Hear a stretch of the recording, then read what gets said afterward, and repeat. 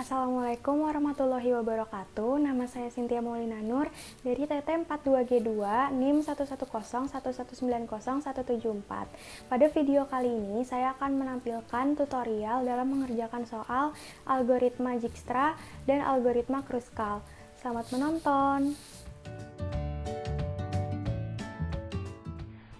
Pertama, kita akan masuk ke materi algoritma Dijkstra. Saya sudah menyediakan 7 titik dari titik A sampai titik G, yang mana perjalanan akan dimulai dari titik A sampai akhirnya sampai di titik G.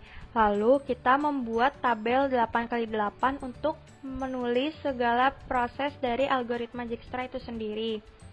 Kita awali dari titik A.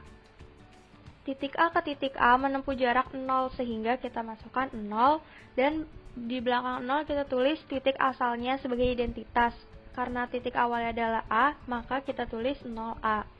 Lalu lanjut dari A ke B. A ke B memiliki bobot 3, sehingga kita jumlahkan dari 0 ditambah 3, yaitu menjadi 3A. Lanjut ke titik C. Bobot dari A ke C adalah 2, sehingga 0 ditambah 2 adalah 2A. Titik D, E, F, dan G tidak berhubungan langsung dengan titik A, sehingga kita masukkan simbol infinite. Seperti ini, semuanya infinite. Nah, lalu lanjut kita akan mencari nilai minimum dari ketiga titik. Nilai minimum di sini adalah 0A, sehingga kita beri tanda 0A. Setelah diberi tanda di titik 0A, kita lanjut mencari nilai minimum selain 0A, yaitu antara 3A dan 2A. Nilai minimum terjadi pada titik C, sehingga kita lanjutkan ditulis titik C di sini. Lalu kita tulis ulang di sini 2A. Nah, lalu kita lanjutkan dari titik C ke titik B, apakah berhubungan langsung? Tidak, sehingga kita masih tulis di sini 3A. Nah, lalu lanjut dari titik C ke titik D. Titik C ke titik D memiliki bobot 6, sehingga kita jumlahkan dari titik 2A ini, karena kita bawa identitasnya dari atas, 2A ditambah 6, sehingga 8C, karena titik awalnya berasal dari titik C. Lanjut ke titik E. Dari titik C ke titik E memiliki bobot 9, lalu jumlahkan 9 tambah 2, yaitu 11. Titik awalnya adalah C. Lalu lanjut ke titik F dan titik G. Titik F dan titik G tidak berhubungan langsung dengan titik C, sehingga kita masih menggunakan simbol infinite seperti ini. Dari keempat nilai yang sudah kita dapat, kita tandai nilai paling minimum dari keempatnya, yaitu nilai 2A. Sehingga kita beri tanda warna kuning seperti ini.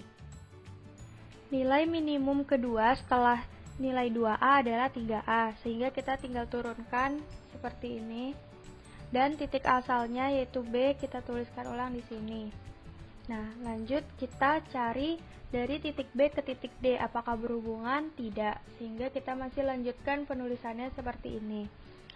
E ke B memiliki bobot 11, sehingga kita jumlahkan 11 ditambah 3, 14. Nah, apakah 14 lebih kecil dari 11? Tidak, sehingga kita tetap menggunakan nilai yang lebih kecil, yaitu 11C. Masih kita turunkan 11C. Dari titik B ke F memiliki bobot 4. Nah, 4 dijumlahkan dengan 3, maka kita tuliskan di sini 7B, karena titik awalnya adalah titik B. B ke G tidak berhubungan langsung, sehingga masih kita tulis simbol infinite. Lalu kita ulangi langkah sebelumnya, mencari nilai minimum dari keempat nilai, yaitu 3A. Maka kita tandai seperti ini. Nilai minimum keduanya adalah 7B. 7B kita turunkan ke bawah, dan F kita tuliskan di sini. Setelah itu kita cari dari F ke D, apakah berhubungan? Tidak, maka masih kita tuliskan 8C. F ke E apakah berhubungan? Tidak, maka masih dituliskan 11C. F ke G apakah berhubungan? Iya, memiliki bobot 15, sehingga kita jumlahkan dari titik asalnya 15 tambah 7, 22F. Nilai minimum dari keempat nilai ini adalah 7B. Maka kita beri tanda. Lalu nilai minimum keduanya adalah 8C. Jadi kita turunkan ke bawah. Nah, titik asalnya adalah titik D. Jadi kita tulis lagi di sini titik D. Nah, lanjut dari titik D ke titik E memiliki bobot 1. Jadi kita jumlahkan 1 dengan 8 sehingga menghasilkan nilai 9D karena titik awalnya adalah titik D. Lanjut ke titik G. Apakah titik D berhubungan dengan titik G? Tidak. Maka kita tetap lanjutkan 22F. Nah, nilai minimum dari ketiga titik ini adalah 8C. Beri tanda. Nah, nilai minimum keduanya adalah 9D. Maka kita turunkan lagi. Nah, titik asalnya adalah titik E, maka ditulis di sini. Titik E berhubungan dengan titik G memiliki bobot 4 yang akhirnya dijumlahkan. 9 jumlahkan dengan 4, 13. Titik awalnya titik E. Memiliki nilai minimum 9D. Beri tanda. Kita lanjut mencari nilai minimum kedua setelah nilai 9D, yaitu 13E. Maka kita tulis di bawah 13E. Masukkan G. Nah, sudah selesai. Sekarang tinggal kita urutkan. Kita mau tujuan akhir kita adalah titik G. Maka pertama kita tulis dulu di sini titik G. Nah, titik E di sini melambangkan titik asal sebelumnya yang sudah paling minimum. Nah, titik E berarti titik sebelum titik G. Berarti kita tulis di sini. Sebelumnya adalah titik E. Nah, titik E kita lihat dari titik D. Berarti kita tinggal lihat titik D di sini. Kita tulis titik D. Nah, pas dilihat titik D berasal dari titik C. Kita tulis lagi di sini titik C. Titik C berasal dari titik A.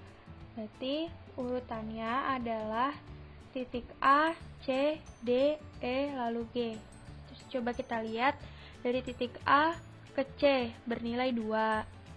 Lalu C ke D 6. D ke E 1. Lalu E ke G 4. Berarti ini adalah jumlah lintasan yang paling minimum dari semua lintasan yang ada dengan jumlah 2 tambah 6 8, 8 tambah 1 9, 9 tambah 4 13. Dengan bobot 13 kita sudah bisa mencapai dari titik A sampai titik G.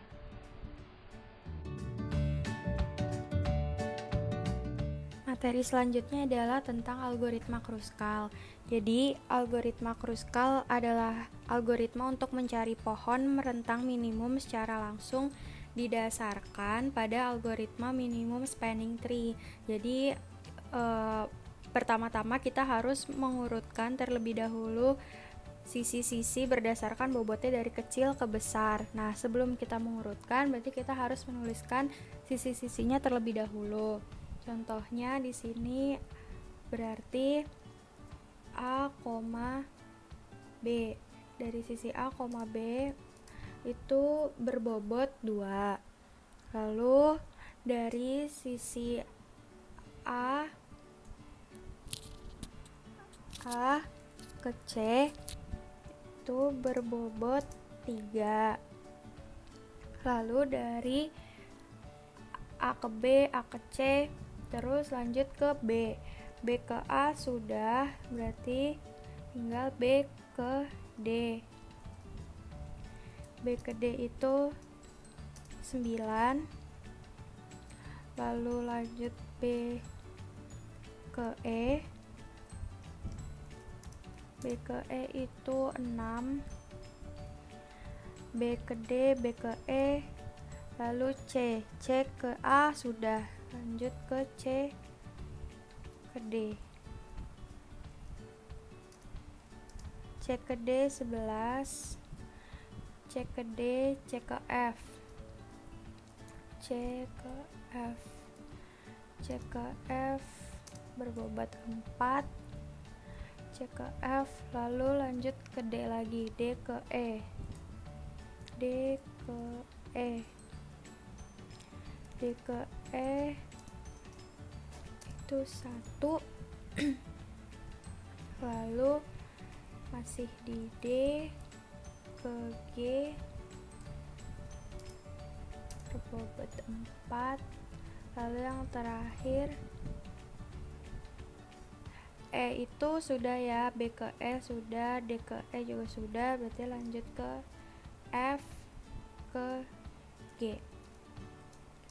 F ke G adalah 15. Nah, setelah kita menuliskan bobot-bobot dari tiap sisi, kita akan mengurutkan dari bobot yang paling kecil. Berarti dari sini, dari yang paling kecil adalah ini, lalu lanjut ke A, B, dan sesuai B, lalu A, C, lanjut lagi C, F, D ke G, setelah itu B ke E, lalu ini C ke D, lalu yang terakhir F ke G. Nah, setelah kita mengurutkan sisi-sisinya, kita bisa membuat garis dari sisi yang paling kecil, dari bobot sisi yang paling kecil. Contohnya kita buat dari D ke E, D ke E terlalu tipis, jadi kita tebalkan dulu. D ke E, lalu dari D ke E ke A ke B, A ke B ya sudah, A ke B, A ke C, A ke B benar, lalu A ke C, A ke C, dari sini ke sini ya, A ke C, lalu C ke F, C ke F, habis dari C ke F, D ke G, bisa.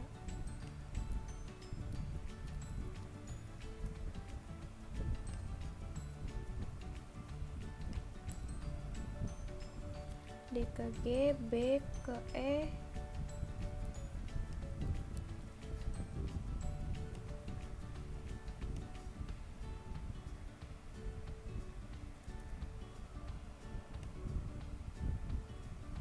B ke E, lanjut ke B ke D. Nah, B ke D ini akan terjadi looping sehingga kita tidak boleh membuat garis lagi dari B ke D, berarti ini tidak bisa ya, ini tidak bisa.